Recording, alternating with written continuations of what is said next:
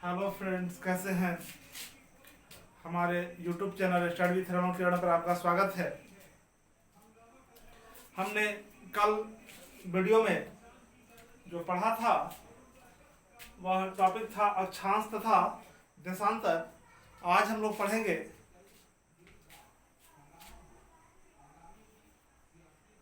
अंतर्राष्ट्रीय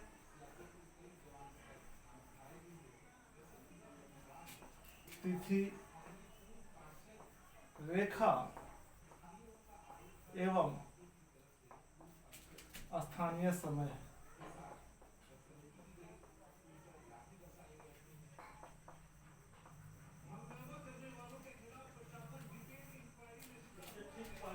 हमने कल के वीडियो में पढ़ा था अक्षांश तथा देशांतर के बारे में विस्तृत रूप से पढ़ा था। अगर आपने हमारे इस वीडियो को नहीं देखा है तो हमारे YouTube चैनल पर जाकर देख सकते हैं कि अक्षांश क्या है, देशांतर क्या है। फिर भी आज हम उसको समराइज कर लेते हैं।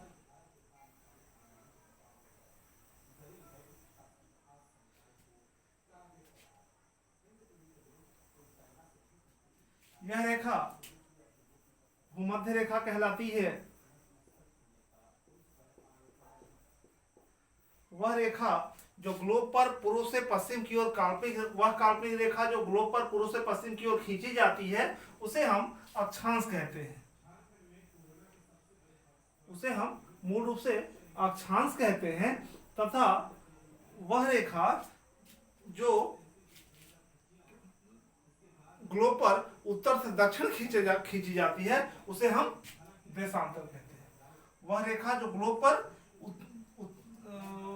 उत्तर से दक्षिण खींची जाती है वह क्या कहलाती है, देशांतर कहलाती है। कंसेप्ट बिल्कुल क्लियर है। कंसेप्ट है, संकल्पना है।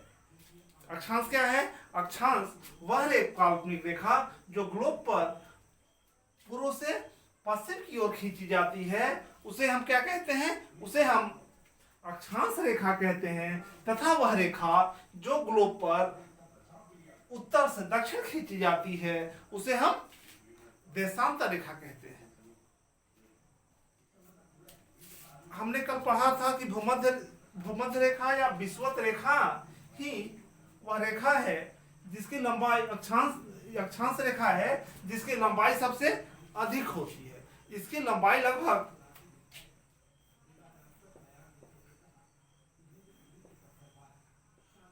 किलोमीटर होती है। इसकी लंबाई 40,076 किलोमीटर होती है। इसको जब हम 360 डिग्री से भाग देते हैं, क्योंकि हमने कल पढ़ा था कि जो अक्षांश रेखा है वह एक वृत्त का निर्माण करती है, जबकि देशांतर रेखा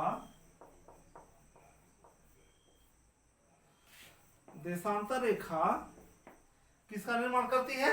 एक अर्धवृत्त का निर्माण करती है।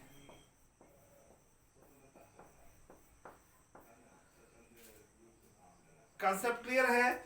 जब भी हम कहेंगे कि अक्षांश रेखा, तो अक्षांश रेखा का मतलब होगा वह पूरे पृथ्वी का एक गोला बनाती है। इसी कारण अक्षांश रेखाओं की संख्या कितनी है?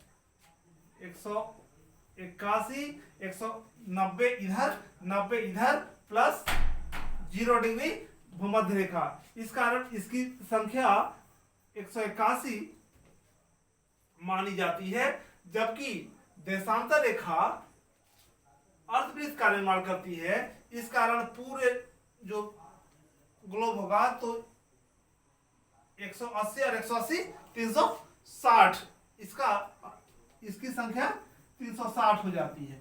तो जब हम इसको 360 से इसमें भागा देते हैं, डिवाइड करते हैं, तो यह आ जाता है 111.32 किलोमीटर।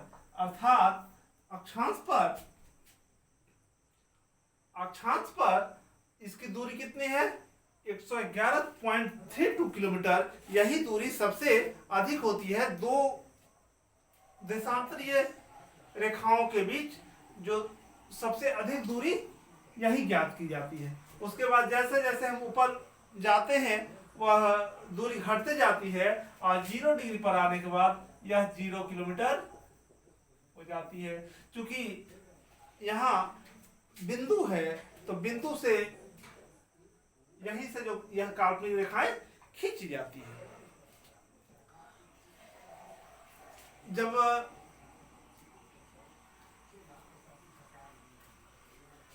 अब एक सवाल है कि जब घड़ी नहीं बना था, जब घड़ी अस्तित्व में नहीं आया था, तो व्यक्ति समय कैसे देखता था? स्वाभाविक से प्रश्न उठना है हमारे मस्तिष्क में। एक प्रश्न ये उठेगा कि आखिर उस समय निर्धारण कैसे होता था? आखिर वो समय निर्धारण का क्या मानक था? किस प्रकार से हम अपने समय को निर्धारित करते थे? होता क्या था कि जब व्यक्ति घड़ी नहीं था तो वह खड़ा हो जाता था, और जब उसकी आकृति बिल्कुल नहीं बनती थी तो वह मान लेता था कि अभी समय 12 बजा है, अभी पूरा प्योर दोपहर है। आपने सवाई जय सिंह का नाम सुना होगा, जिसने वेधशाला का निर्माण करवाया है। इस वेधशाला में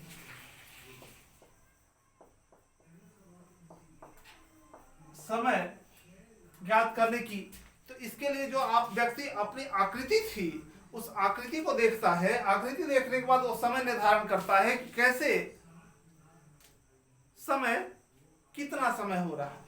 वह समय वहां का स्थानीय समय कहलाता है। यह समय जो है वो क्या कहलाता है? स्थानीय समय। किसी भी जगह का यह स्थानीय समय होता है। हम चूंकि जानते हैं कि पृथ्वी अपने अक्ष पर 24 घंटे में घूम जाती है। 24 घंटे में घूम जाने के कारण पृथ्वी अपने अक्ष पर 24 घंटे में एक चक्कर लगा लेती है।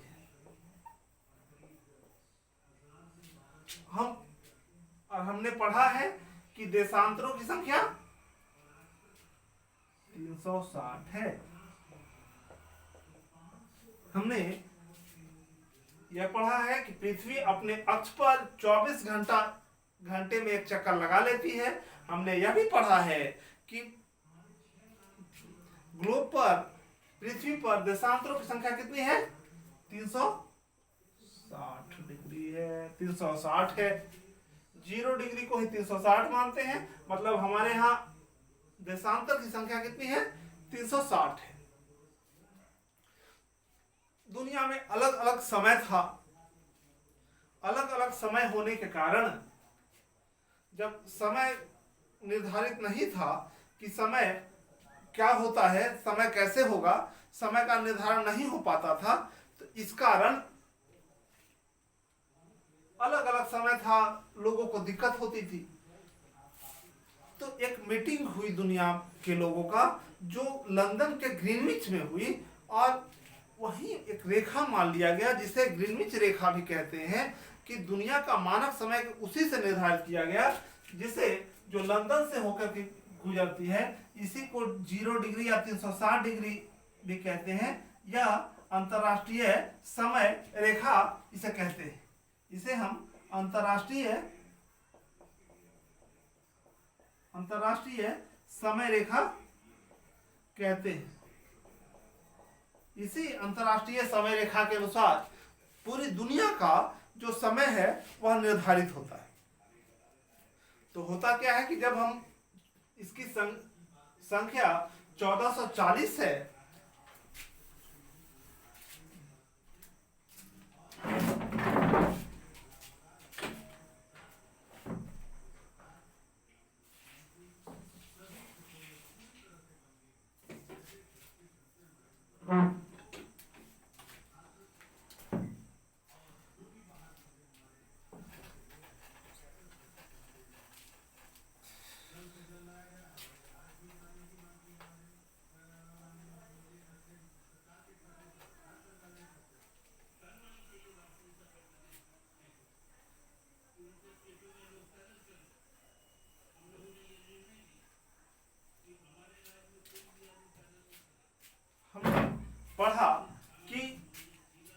संख्या 1400, हमने पढ़ा कि देशांतर की संख्या 360 है तथा पृथ्वी अपने अक्ष पर लगभग 24 घंटे में एक चक्कर लगा लेती है। एक घंटे में 60 मिनट होता है, क्योंकि एक घंटे में, इसलिए 24 घंटे में 60 गुना 24 बराबर 1440 मिनट आता है। तो जब पृथ्वी एक, इस देशांतर की संख्या 360 है, तो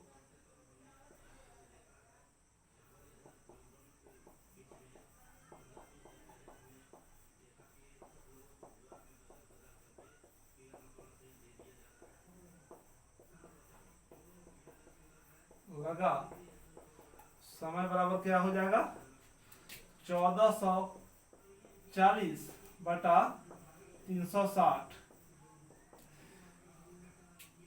3 चौके 12, 4 मिनट। अर्थात पृथ्वी को एक देशांतर पार करने में 4 मिनट का समय लगता है। जो जब सूर्य की किरणें यहां से चलती हैं तो वह सामने जाने में कितने मिनट का समय लगता है, 4 मिनट का समय लगता है। होता क्या है कि जो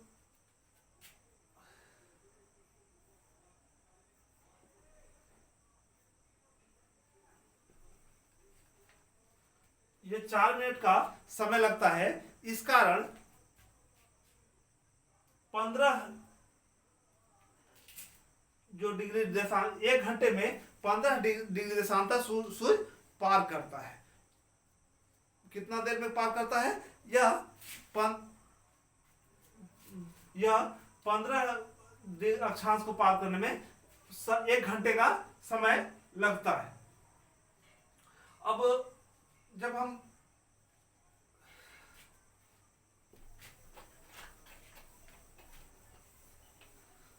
अंतरराष्ट्रीय तिथि रेखा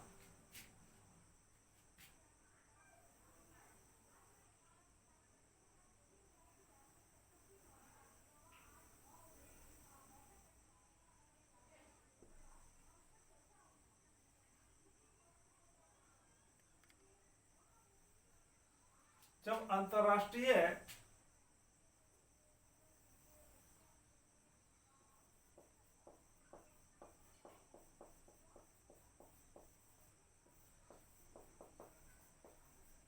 समय रेखा को यह माना गया, तो जब हम अंतरराष्ट्रीय यह 0 डिग्री या 360 डिग्री इसे कहते हैं, तो इसे इसके दाईं ओर जाने पर इस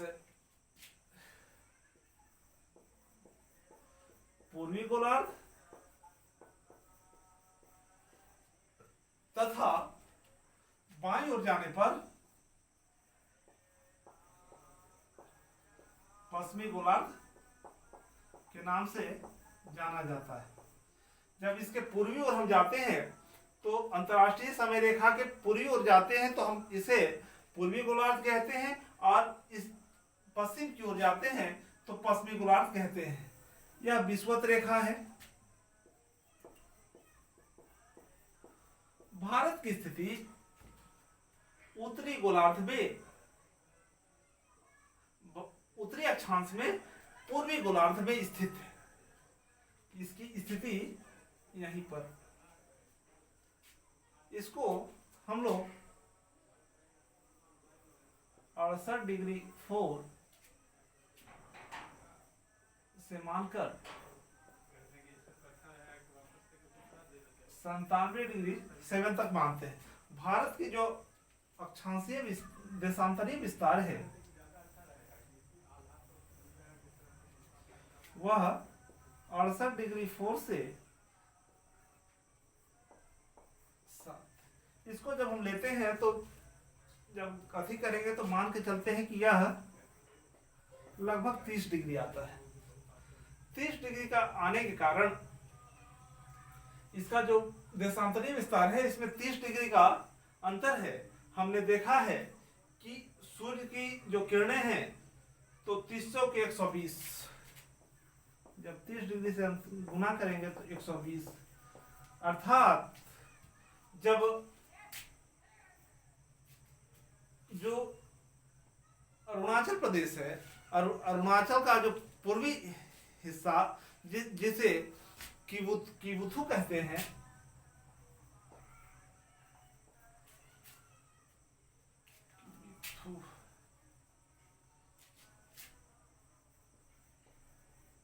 जो किबिथु है, वहां जब सुबह होगा उसके ठीक 2 घंटे बाद गुहारमोथा, जो भारत का सबसे पश्चिमी हिस्सा है, वहां सुबह होगी।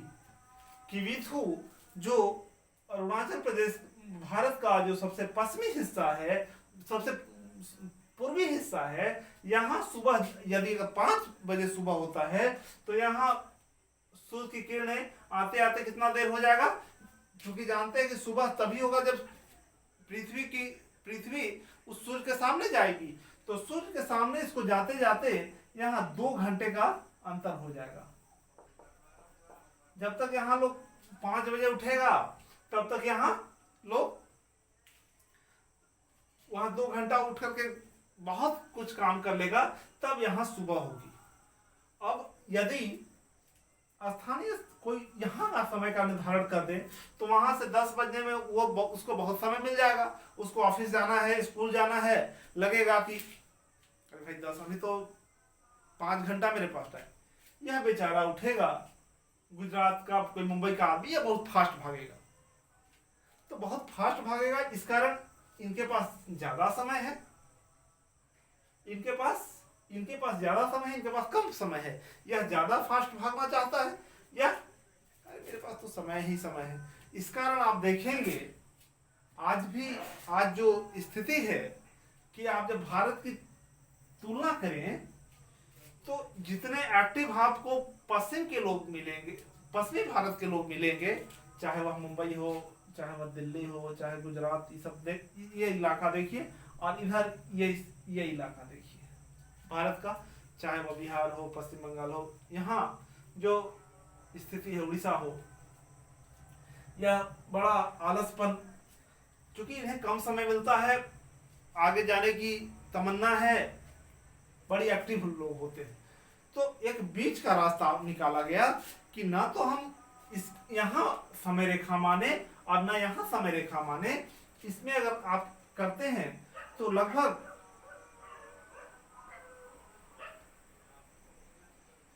चाहे तो आप इसे 30 को दे 2 से भागा तो 68 प्लस इसमें 97 में से घटा दिए 15 तो आ जाएगा 82 डिग्री मान लिया गया। या फिर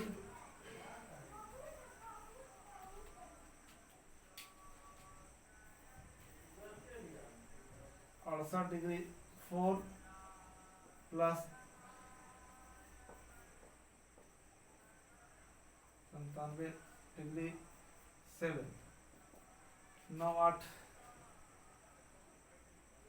8 7 15, 9 6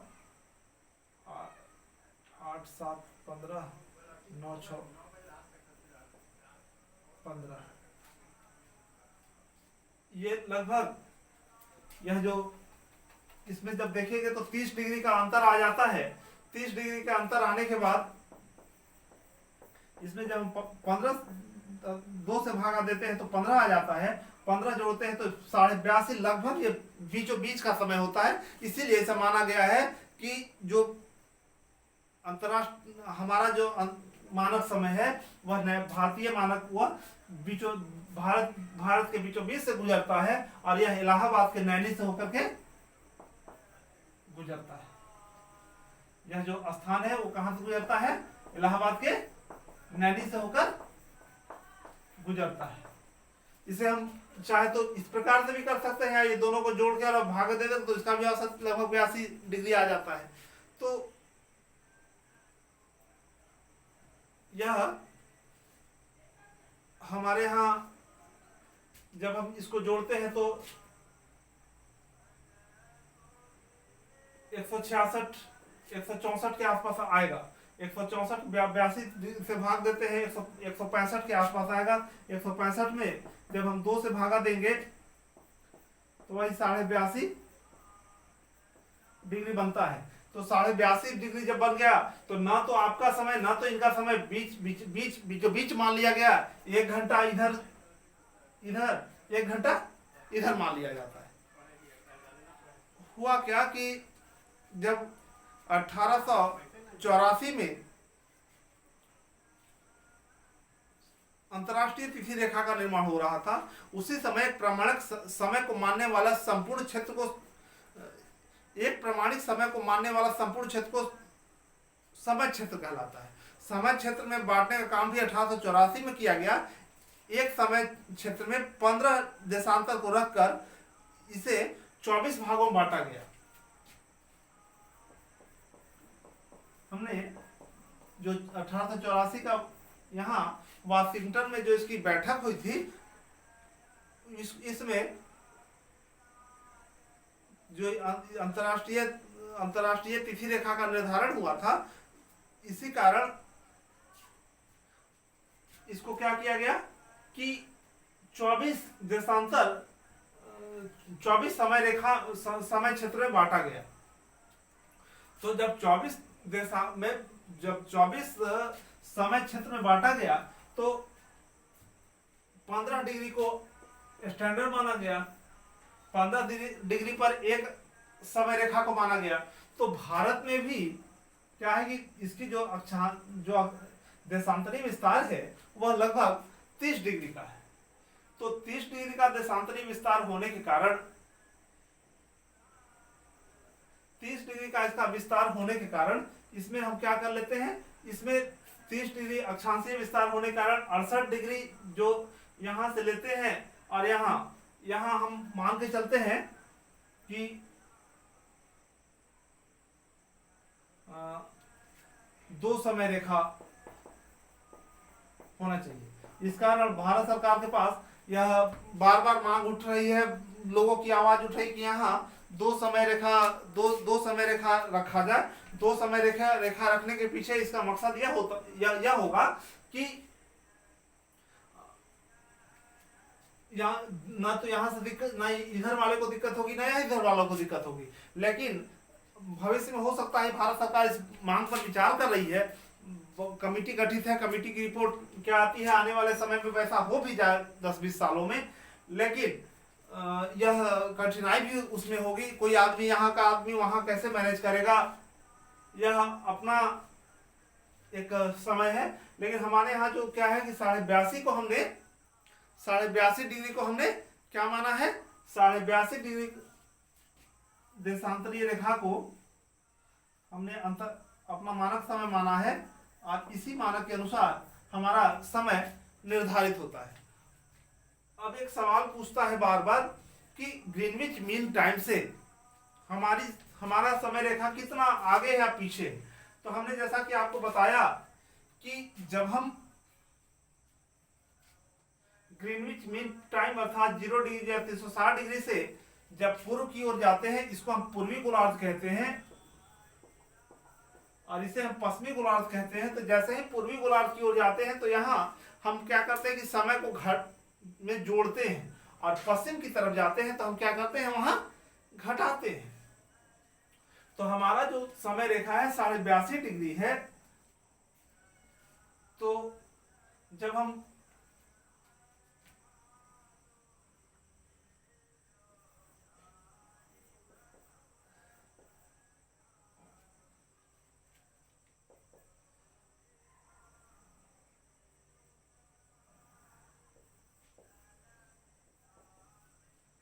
(330), तो जब हम इसको गुना करेंगे, क्योंकि 1 डिग्री में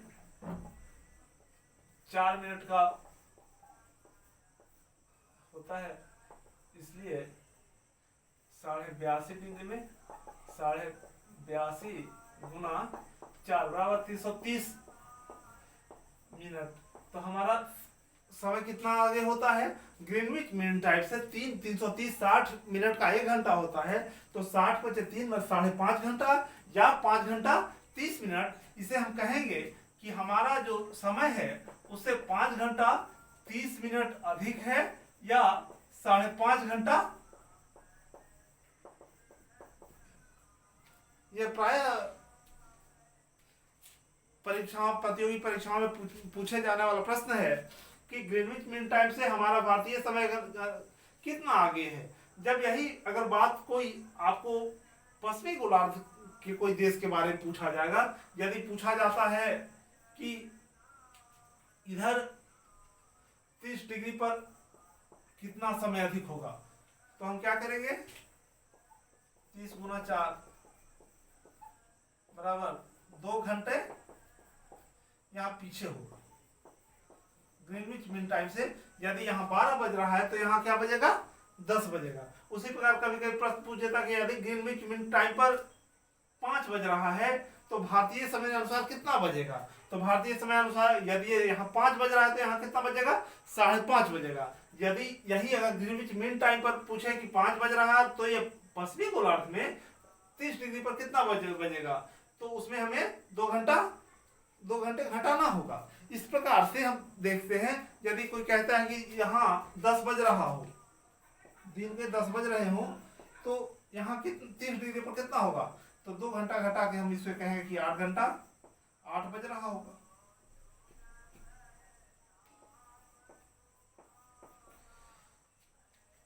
यह हमारा है अंतर्राष्ट्रीय समय रेखा। अंतर्राष्ट्रीय समय रेखा यह काल्पनिक रेखा है जिसे 0 डिग्री या 360 डिग्री भी कहते हैं। ये इसी के अनुसार हमारा समय का निर्धारण होता है। इसी हर जगह का अपना एक स्थानीय समय होता है।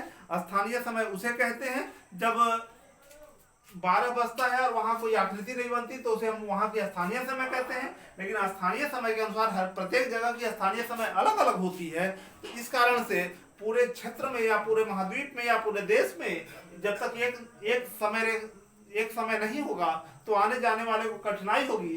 कोई यदि दिल्ली से 5 बजे चलता है, फिर मालूम चलेगा 1 घंटा की यात्रा करने के बाद ही 5 ही बजा है, तो दोनों में कंफ्यूजन हो जाएगा।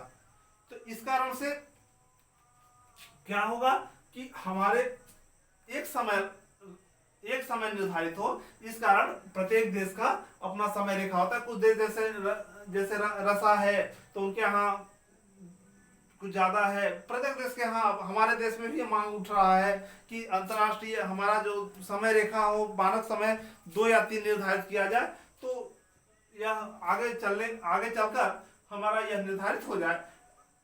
तो यह मूल रूप से जो इससे पूछे जाने वाले प्रश्न है, समय रेखा से हम लगभग आपको कंसेप्ट क्लियर कर चुके हैं। अब हम लोग पढ़ेंगे अंतर्राष्ट्रीय तिथि रेखा। यह भी बड़ी मजेदार टॉपिक है।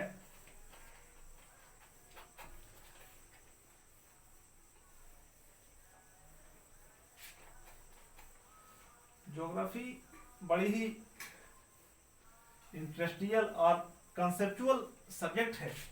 यदि इसे सही ढंग से समझ लिया जाए तो आने वाले दिनों में कोई कठिनाई नहीं होगी। जैसे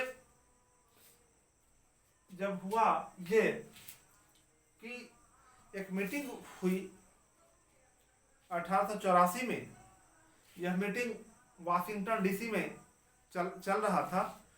तो इस मीटिंग में यह निर्धारित हुआ कि एक अंतर्राष्ट्रीय तिथि रेखा भी बनाई जाए। तो अंतर्राष्ट्रीय तिथि रेखा किसे घोषित की जाए, तो 180 डिग्री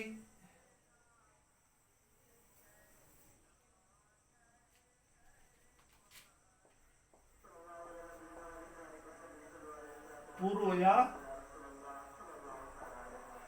पश्चिम देशांतरीय रेखा को, यही पूर्व भी है यही पश्चिम भी है। पूर्व और पश्चिम कहने का अर्थ क्या है? यदि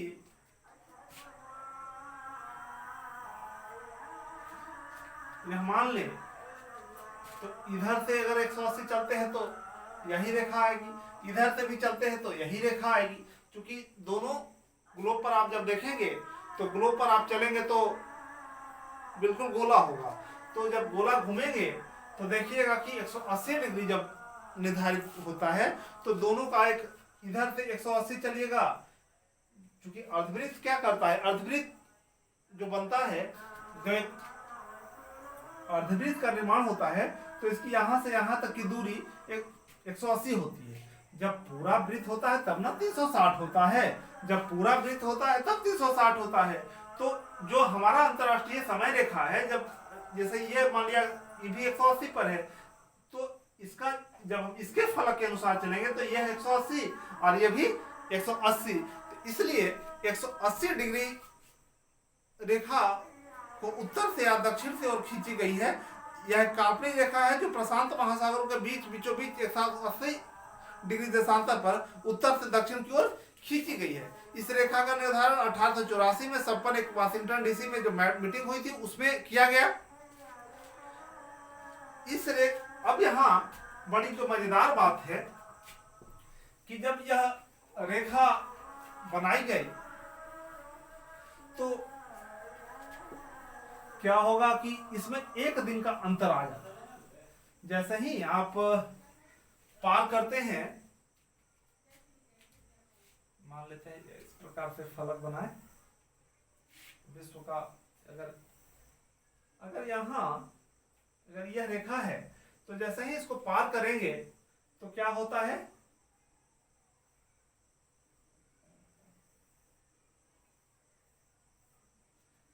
क्या होता है, जैसे ही आप यहां से जाएंगे तो देखिएगा कि एक दिन का अंतर आ जाता है। यह कंसेप्ट क्या है, यहाँ कंसेप्ट बड़ी मजेदार कंसेप्ट है। जैसे ही हम आगे बढ़ते हैं तो वहां एक दिन का अंतर आ जाता है। जैसे यदि आप यहां से शुक्रवार को जाते हैं तो यहां भी आपको,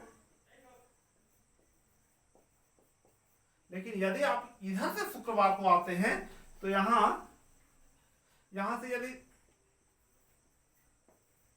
शुक्रवार को जाते हैं तो यहां जाकर के आपको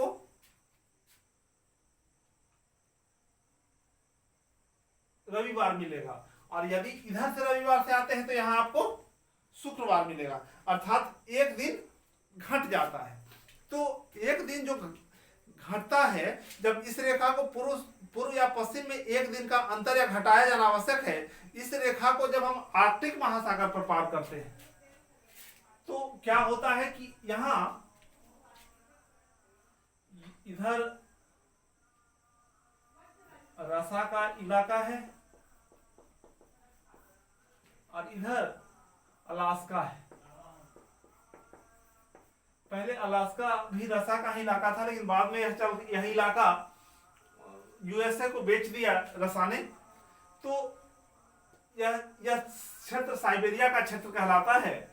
तो अब अगर सीधी रेखा आ जाएगी तो साइबेरिया क्षेत्र में दो तिथि रेखा हो जाएगा।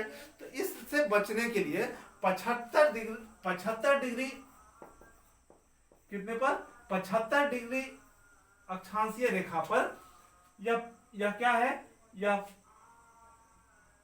पश्चिम की ओर या पूरब की ओर मुड़ जाता है। यह रेखा किधर मुड़ जाता है, पूरब की ओर मुड़ जाता है, ताकि यह विभाजित हो सके।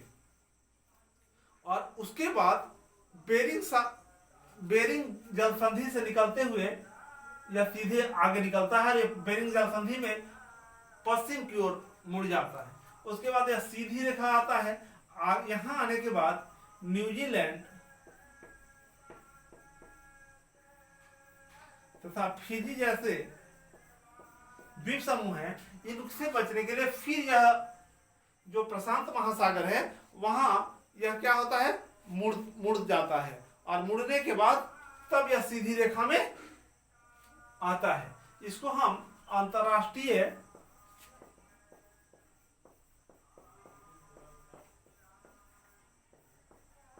तिथि रेखा कहते हैं।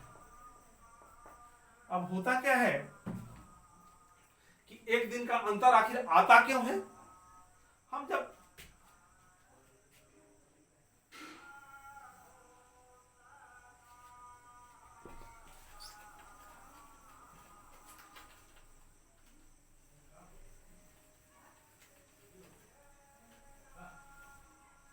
हम ग्लोब को देखते हैं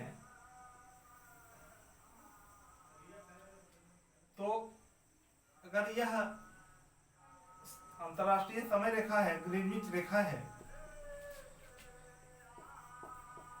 ग्रीनविच रेखा है, तो होता क्या है कि इधर से आप 180 डिग्री और इधर से 180 डिग्री, तो 180 डिग्री जो समय है उसको तय करने में 12 घंटे का समय लगता है।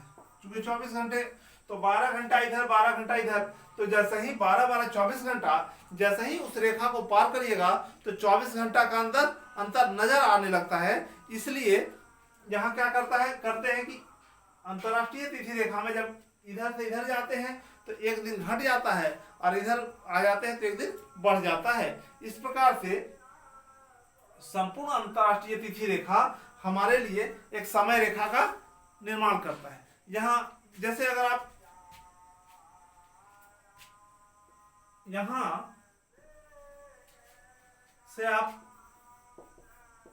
शुक्रवार को जाते हैं, शुक्रवार को रात 8 बजे जाते हैं, तो जब यहां से शुक्रवार को रात 8 बजे जाएंगे तो इधर जाएंगे, जैसे ही इस रेखा को पार करिएगा नौका लेकर के तो यहां भी आपको शुक्रवार ही मिलेगा। लेकिन जैसे ही आप यहां से यदि शुक्रवार को चलते हैं तो यहां क्या मिल जाएगा, सीधे आपको रविवार मिल जाएगा। 24 घंटा आपका रविवार, शनिवार आपका गायब। यही मूल रूप से कंसेप्ट है। यहां से जाते हैं तो आपको एक दिन का फायदा, आपने शुक्रवार बिता के गया है, फिर आपको शुक्रवार मिल गया। यहां से अगर आप सोमवार को जाते हैं सोमवार मिल जा रहा है, यहां से अगर आप शनिवार को जाते हैं शनिवार मिल जा रहा है। मतलब आप यहां से जब इस पार आते हैं तो आपको एक दिन का फायदा होता है। लेकिन जब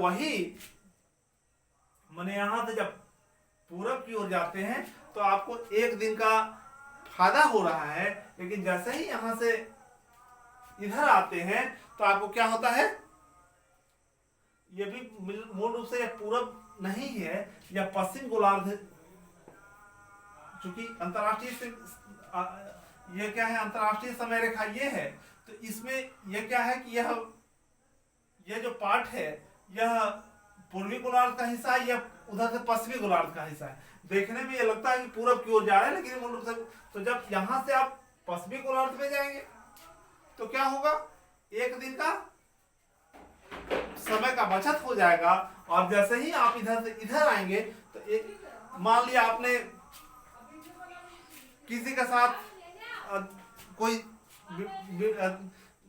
पार्टी करने गए हैं, आप अपना जन्मदिन मना रहे हैं, जन्मदिन मनाना हो तो यहाँ से यहाँ पार कर जाइएगा, 2 दिन मनेगा। लेकिन जैसे ही आप यहाँ से इधर आ जाते हैं तो आपका जन्मदिन मनेगा ही नहीं, आपका 1 साल के लिए वह दिन पार। अर्थात यहाँ एक दिन का नुकसान होता है इधर आने में, और इधर जाने में अंतरराष्ट्रीय तिथि रेखा से दाहिने जाने में एक दिन का फायदा होता है और बाएं आने में एक दिन का नुकसान होता है। यह हमेशा प्रश्न पूछता है। इसलिए यह पूरा जो अंतरराष्ट्रीय तिथि रेखा तथा स्थानीय समय रेखा, मानक समय रेखा, यह आपको बिल्कुल समझ में आ गया होगा। आप उम्मीद है कि जो अगर नहीं समझ में आया होगा हमें कमेंट बॉक्स में कमेंट करें। यह वीडियो, यह जो सीरीज है, यह आपके लिए बड़ी ही उपयोगी सिद्ध होगा। खासकर बिहार, झारखंड तथा पूर्वांचल के इलाकों के बच्चों के लिए यह बहुत सरल शब्दों में हम आपके सामने प्रस्तुत कर रहे हैं। आपको आने वाले दिनों में आप ज़्यादा से ज़्यादा लाभान्वित हो सके, यही सब हम शुभकामनाओं के साथ अपने वीडियो को समाप्त करते हैं। Good night.